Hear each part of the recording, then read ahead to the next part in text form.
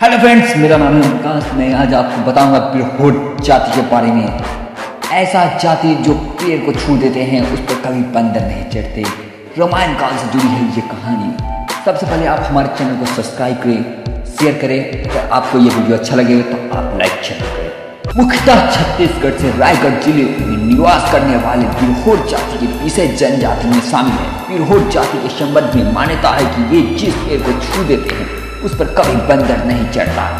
A K. Sinha ने उनकी किताब छत्तीसगढ़ की आदिम जनजाति में बिरहोर जाति के विषय में विस्तार से लिखा है कि बिरहोर जाति खाने के लिए बंदर का शिकार करते हैं। लेकिन वो ऐसा क्यों करते हैं, इसके पीछे भी एक कहानी है जो रामायण काल से जुड़ी है।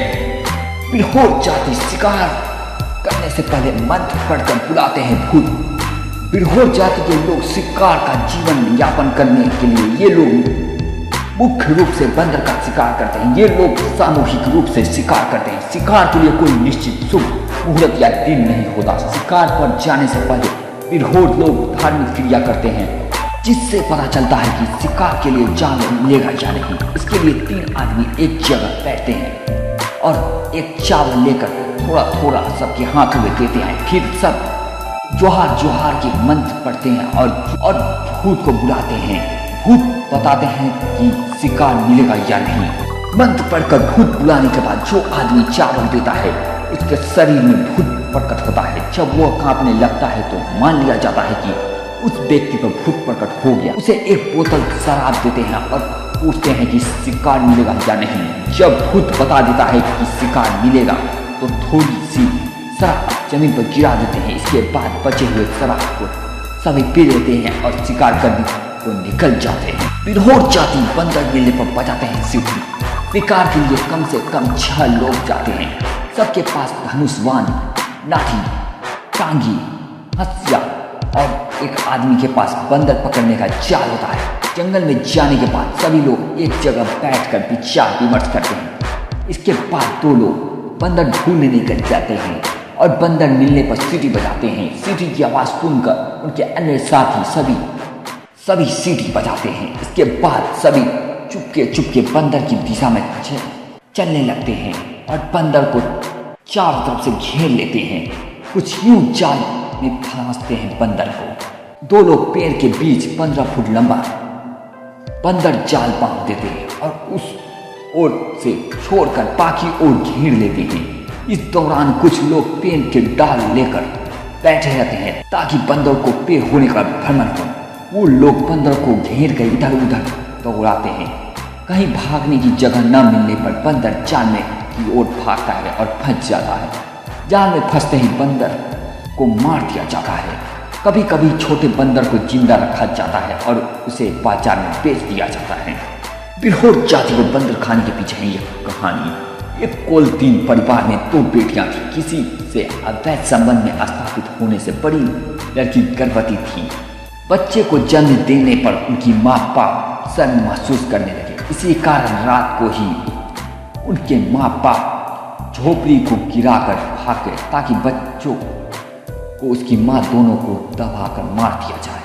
सुबह गांव वालों ने बच्चों और उसकी माँ को झोपड़ी से बाहर निकाला। बच्चा वहीं पला बढ़ा। बच्चे की छठी नामकरण होने से पहले ही उसकी माँ मर गई और वहीं पर रह के बढ़ने लगा। जब भी बच्चा पवित्र स्थल या कोई समारोह में जाता था तो गांव वाले उसे मना करते थे। बच्चा जब बड़ा हुआ तो लोग उसे समाज में इज्जत की नज़र से नहीं देखते थे। उसकी गांव छोड़कर जंगल में शरण ले ली और बीरू पर्वत में रहने लगा। बीरू पर्वत की गुफा में रहने के कारण उसका नाम बिरहोर पड़ा। जंगल में रहकर एक कुंड मूल और फल फूल खाने लगा। एक दिन वह कोरवा लड़की को उठाकर ले आया और उससे विवाह कर लिया। विवाह के बाद उसकी रस्सी बनाने का काम शुरू किया। गाय बांधने की रस्सी कोरवा बनाने की अपनी पत्नी माँ को बेचने जाती। 3 से 4 साल गांव वाले महिला के लिए देख रहे थे। लोगों ने महिला से एक दिन पूछा, तुम्हारा पति कहाँ रहा? अगले दिन उसे भी ले आना। दूसरे दिन युवक अपनी इज्जत से डर से गांव नहीं गया। उसकी पत्नी ने भी वहां जाना बंद कर दिया। उसके बाद वे लोग गिलहरी और चूहा पकड़ कर खाने लगे। बिरहोर जाति के पास रावण ने बंदर की खाल लेने को देवगुरु को बरहोर के पास भेजा। देवगुरु के नाम से एक व्यक्ति को बचाने के लिए बंदर खाल चाहिए थी। इस बाजे में वो इष्ट देव का जागृत करना चाहते थे। देवगुरु लंका के राजा रावण के पास गए और कहा कि मुझे बंदर की खाल चाहिए। रावण ने कहा कि मेरे पास तो खाल नहीं है, मैं कहाँ से दूंगा। बिरु पर्वत पर बिरहोर रहता है, उसी के पास जाओ, वही देगा। बंदर की खाल पाने के लिए देवगुरु बिरहोर के पास गए। देवगुरु जब बिरहोर के घर में घुसने लगे तो बिरहोर डर कर भागने लगा। देवगुरु ने समझा कि उन्हें बाजा बजाने के लिए बंदर की खाल चाहिए। बिरहोर बोला, मैं खाल कैसे दूंगा। देवगुरु ने बताया कि मोहलाइन के रेसे से जाल बना, जब बंदर पानी पीने आएगा तब उसे फांस लेना। देवगुरु ने कहा था कि लेना बंदर का शरीर। बंदर पानी पीने आया, जाल में फंस गया। इसके बाद बिरहोर देवगुरु को बुलाया। देवगुरु ने बंदर की खाल ली। इसके बाद बिरहोर बोला कि बाकी शरीर का क्या करूं। देवगुरु ने कहा कि बंदर के शरीर को खा लेना। इसी दिन से लोग ने बंदर को शरीर को खाने की शुरुआत कर दी।